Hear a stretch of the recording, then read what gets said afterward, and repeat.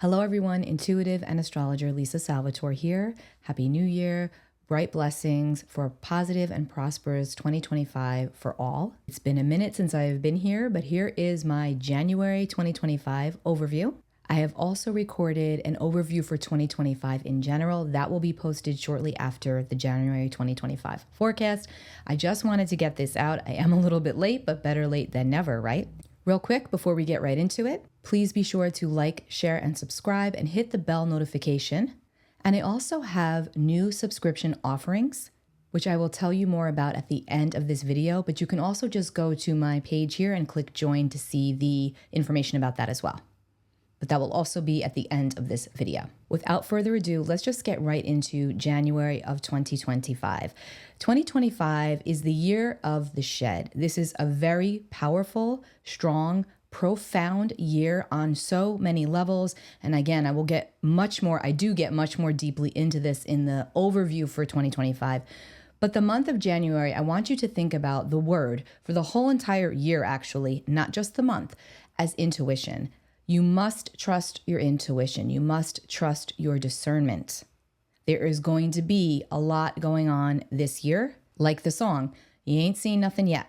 Personally speaking, there are going to be a lot of positive moments and significant shifts, powerful endings leading to positive new beginnings, even when it doesn't seem like that at the time. It is a year of wrapping up loose ends, getting ready to initiate new cycles. For my email subscribers through Substack, which you can find linked in the description box below.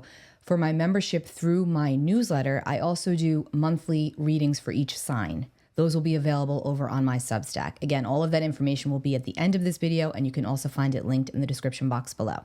As we start the month of January, we start off with a bang. And literally, unfortunately, that did happen. Prayers go out to those that were affected by the act of senseless violence that occurred not only in New Orleans, but also in Las Vegas, also in New York City. And sadly, there's going to be more of that throughout the whole year. We started the year off, Mars in Leo is in opposition to Pluto. These two energies can be very explosive. I talk about this a lot. These are energies of combustion. These are energies of heat, of explosions, of fire. We always want to hope and pray that it's not literal, but in a lot of cases it is. And we started the month off under this energy, under this powerful tension point of Mars and Pluto in opposition to each other. Mars in Leo, Pluto in Aquarius. This energy will color the first few weeks of January, but it will be really strong right now, the first week of January, while Mars is at that 0 degree of Leo. So be very mindful with your surroundings, trust your intuition, and just be aware and pay attention. Also watch out for power struggles and confrontations. Very hot button energy. January 2nd, Venus, the planet of connection and love and beauty and pleasure and the arts, Venus entered Pisces and will remain in Pisces until February 4th. Venus in Pisces is a beautiful energy, so we've got something sweet here coloring the month. This is fabulous for creative and intuitive work, connecting more deeply to spirituality, divinity. It's all about color and artistry, drawing, painting, dancing. A great start to the new year to develop or deepen a specific spiritual practice. It's also really nice for relationships, for heartfelt actions and conversations, increased and enhanced compassion, and also increased creativity. Just an overall sweet energy. Let's hang on to it. Venus in Pisces. January 6th, Mars, currently retrograde. Mars is very retrograde, heating up the stage. Mars retrograde will back into Cancer, and this is where Mars will remain until April. So we're going to get this Mars-Pluto opposition again in April, and we also, just to backtrack for a moment, we had it exact right around the US election. I'm sorry to always talk about that with the Mars-Pluto, but it's just the way that it coincides. It doesn't just affect the US, it affects the whole entire world. But it just so happened that that exact opposition was right around the election. So we had the opposition of Mars and Pluto exact around the election. It's exact right now as I record this, and still very operational for the next few weeks. We can't get too comfortable. Now that Mars is back into Cancer, the focus shifts a bit over to our personal life, our emotions, our intuition, our feelings, especially when it comes to our most personal, deepest feelings involving our place in the world, our people, our family, power struggles within relationship dynamics. I've done a whole Mars retrograde reading, which is also going to be linked in the description box. You can always go back and listen to that. I actually go through the signs in that video. You may find that more helpful. And as the image portrays, this is how we will all be feeling throughout this transit of Mars retrograde through the sign of Cancer. It definitely pulls on our emotions, all of them. Also on January 6th, we'll have Mercury, the messenger, in a very loud, frictional aspect to Neptune, the planet of illusion and fantasy, smoke and mirrors. It is a foggy energy. I expect there to be a lot of fog and smog worldwide. Mercury is in Sagittarius, Neptune is in Pisces. If you are Pisces, Sagittarius, Virgo, Gemini, you are likely going to feel this that much more strongly, by way in which I mean you're going to probably feel maybe a little bit more anxious, a little bit more scattered. Nothing is quite landing appropriately or the way that you want it to or need it to. For everyone, collectively speaking, it just feels right now like we are sludging through the mud. We are going through the fog, metaphorically speaking, and in some cases, physically speaking, and trying to figure out what's true, what's not, where it's worth putting our energy, what it's worth, and who it's worth listening to. Again, discernment and intuition is key. Our intuition will definitely feel a little bit more fuzzy at this time. Emotions are going to be heightened. I highly recommend rest. You're going to likely be feeling much more physically tired and likely have been for the past few weeks. This is not the kind of energy we want to really push ourselves. We want to go with the current, not against it. January 8th, Mercury the messenger will enter the sign of Capricorn where he is more comfortable. The mind, Mercury, our thinking, our perception, our absorption of information. Collectively speaking, we're all experiencing the lens of thinking and learning through the field of Capricorn as a collective transit. Mercury entering Capricorn is a little bit of a breath of fresh air from Mercury in Sagittarius. Mercury just came off of a retrograde period and through a sign where he is considered to be in his detriment, in his exile. So it's been a rough little while for Mercury, the messenger. Now Mercury shifts into Capricorn. It gets a little bit more comfortable. Communication can feel a little bit more practical, pragmatic, logical. Our thinking could clear up a little bit, or at least we could feel that way. It's a little bit more determined and focused. Mercury's at full speed and will be in Capricorn until January 27th.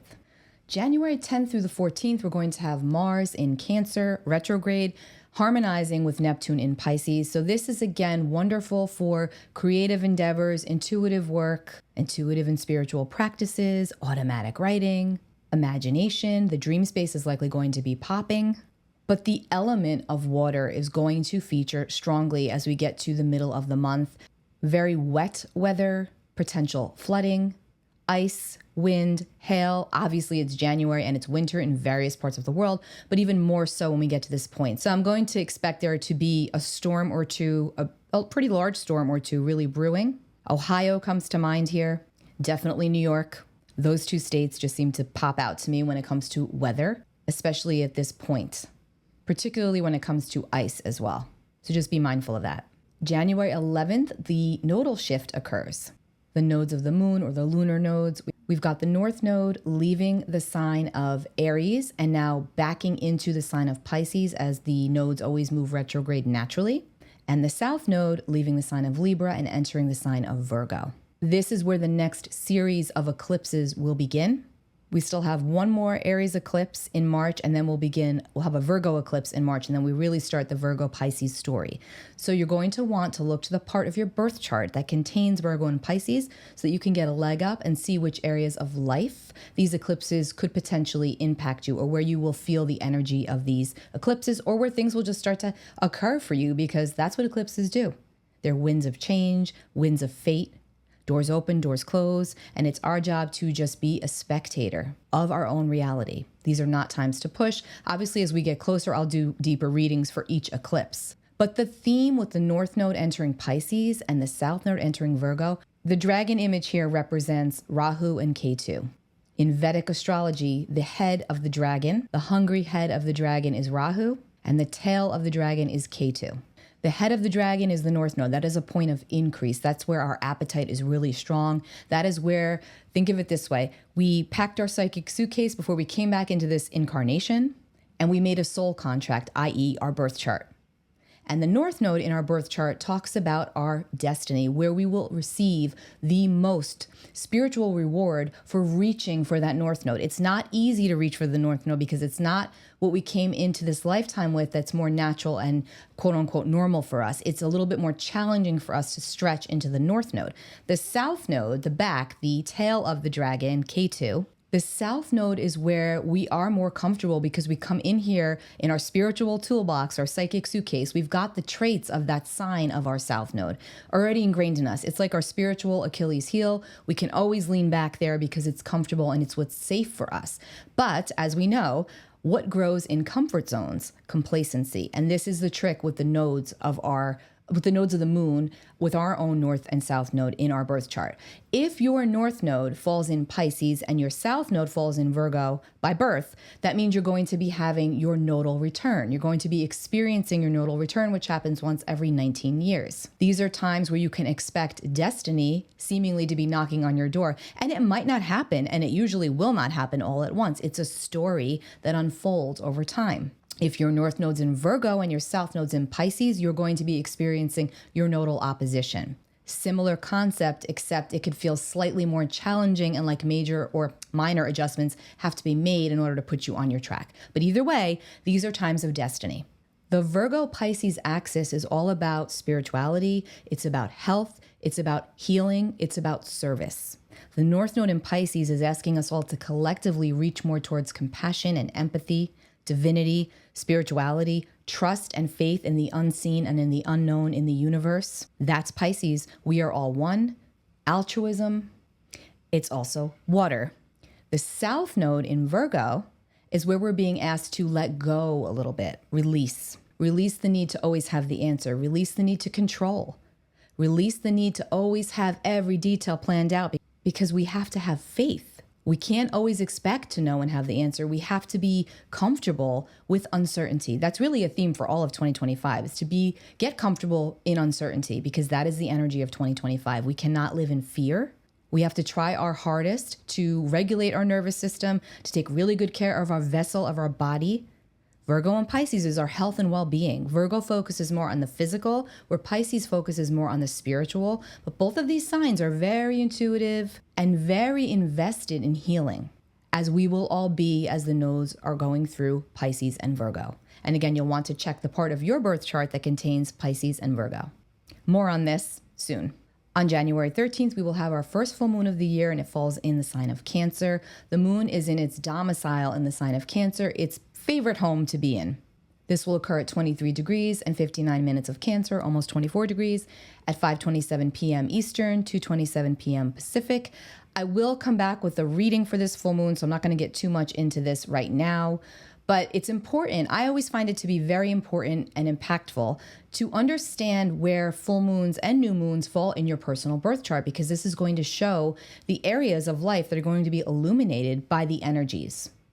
And not every cycle will feel the same. Remember that. I have many different tutorials and courses on how to help you to do this. Some are free, some are paid. I'll link them in the description box below. You can always go right to my website, lisasalvatore.com, under the courses tab, and you'll find a lot of things right there to help you on your journey. I break it down. It's very digestible. You'll be able to track these yourself, and you can also pull up your birth chart for free right on my website, lisasalvatore.com. The thing about full moons is that they always pull everything up to the surface. Just like that beautiful bright luminary in the sky illuminates the night sky, it also illuminates our emotional world, because that's what the moon governs. It's our emotional instincts, our emotional well-being. It's the people, the collective. It's our energy. And in Cancer, it's heightened because the moon rules the sign of Cancer. So this is really where we are feeling our way through the darkness and following our instincts. Full moons are also a culmination point, and they're also a release point. So there's always something that becomes more evident to us that's illuminated by the light of the full moon when we get to the full moon. So just pay attention to what and if anything is coming up for you, and track it to your birth chart. Track it to the house that the full moon is falling in. Again, free downloads available in the description box that will tell you about the houses. And if you just want to get ahead, here is where this full moon will fall for you by your rising sign. Again, always check your chart for accuracy. January 19th, the sun will enter Aquarius, 3:00 p.m. Eastern Time, and will remain there until February the 18th. Happy birthday to all of our Aquarians. It is going to be your season fairly soon. On January 20th, the Sun and Pluto will align at 1 degree of Aquarius, otherwise known as the Pluto Cazimi, where Pluto is in conjunction with the Sun. Now, every year we do have a Sun-Pluto conjunction.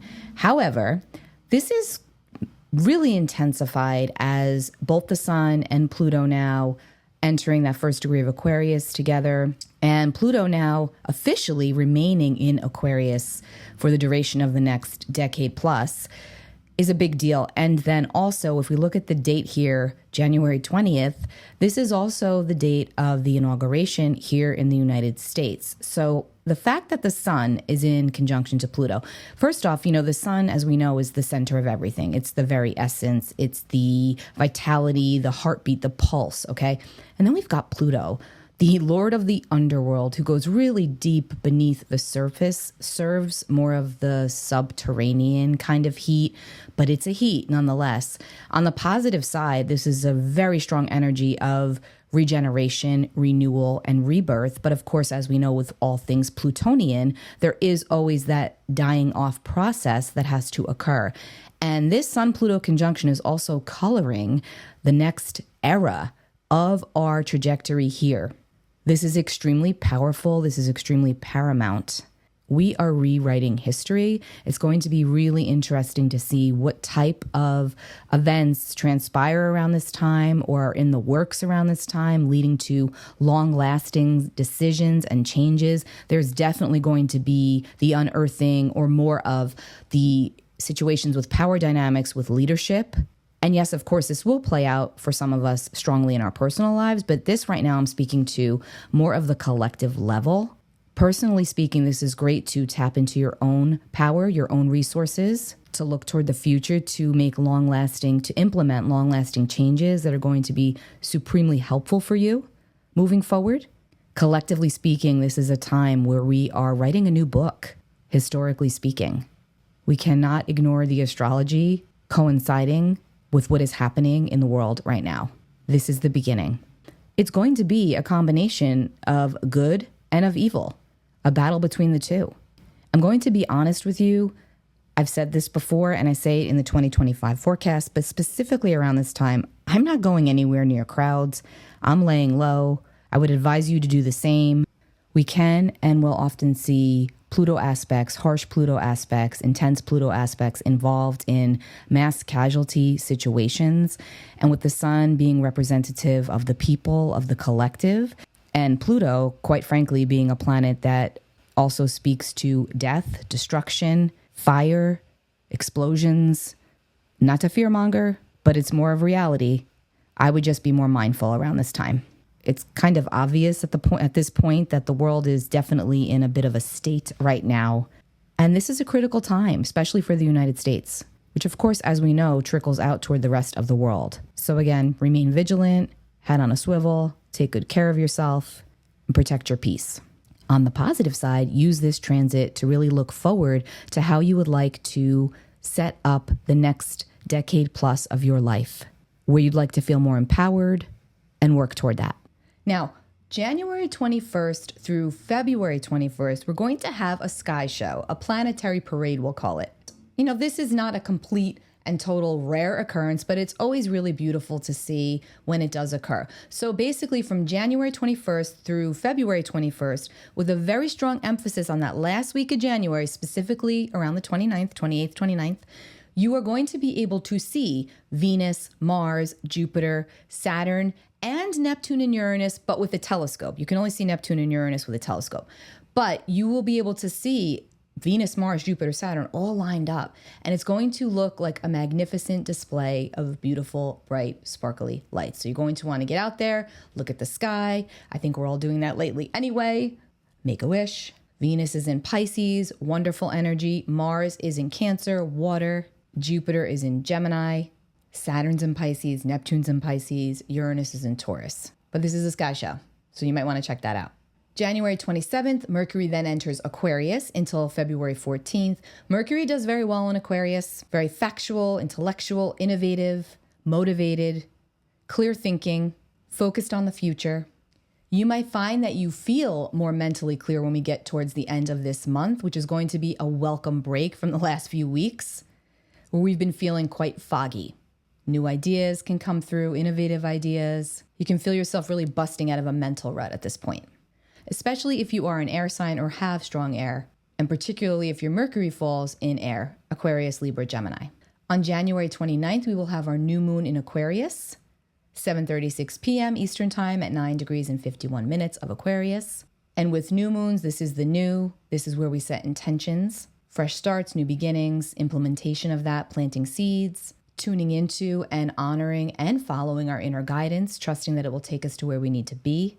And with the North Node in Pisces for the next 18 months or so, that's going to be very, very prevalent. So you're going to have to get comfortable with being uncomfortable and following intuition more than logic if you want to get ahead. And then again, as always, I will do something deeper for the new moon as we get closer, but here is just where it will fall by your rising sign. January 30th, Uranus will station direct. Uranus retrograde can tend to slow things down. It can slow down the pace. It can slow down the tempo. And now Uranus stationing direct at 23 degrees and 16 minutes of Taurus, 11:22 a.m. Eastern on January 30th, we're going to definitely have an increase in the pace and the tempo of the collective, of everything.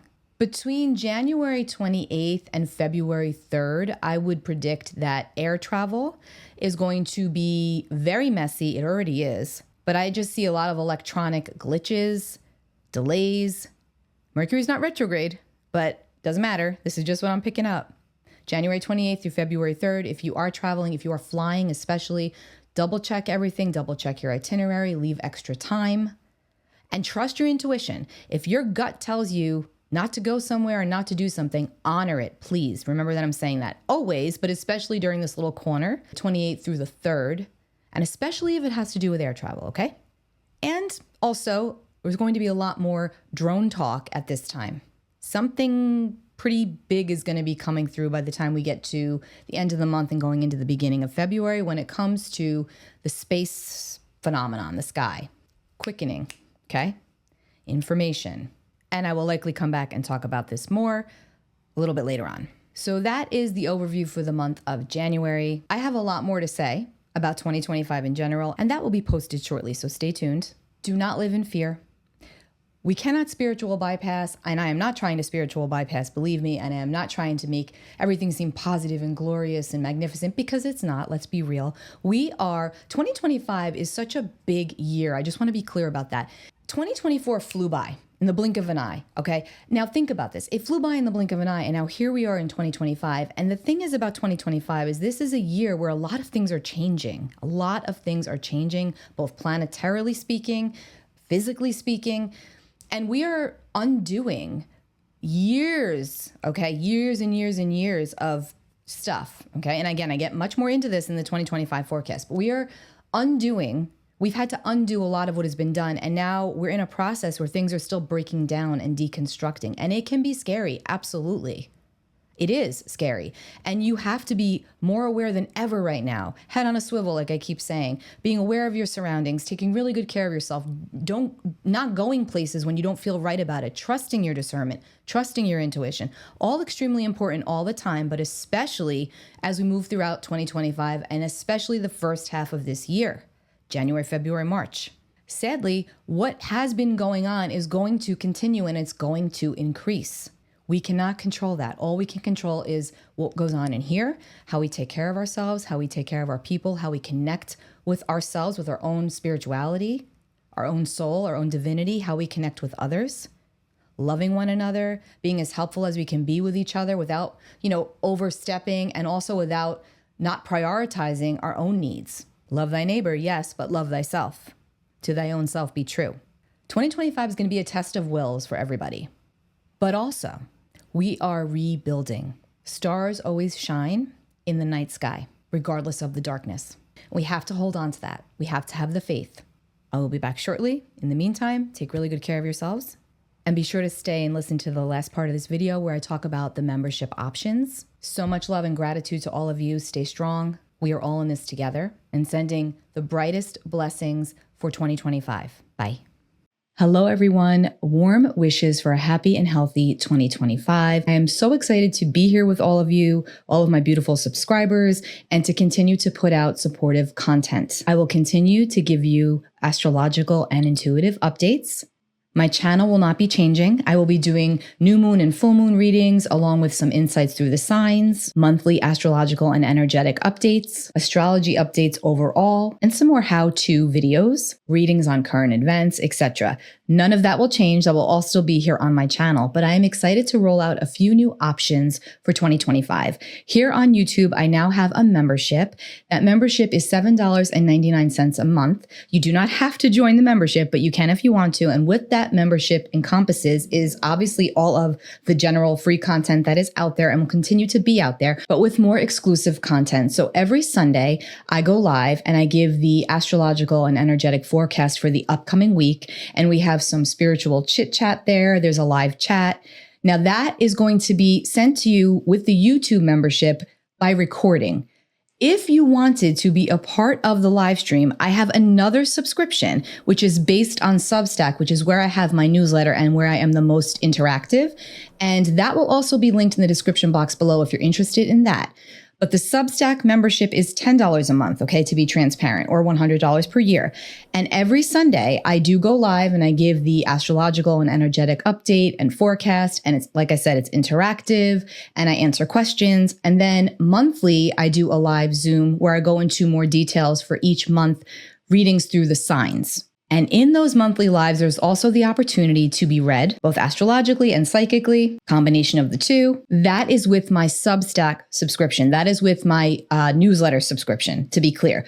The YouTube subscription, the one that is $7.99 a month, you will get the recordings of everything that I do on my Substack newsletter. To join the YouTube subscription, all you have to do is go right to my homepage and just click join. And once again, thank you to all of my amazing subscribers. I'm so thankful and grateful to each and every one of you. I'm also grateful that I get to provide this content, and I really hope that it supports you on your spiritual journey.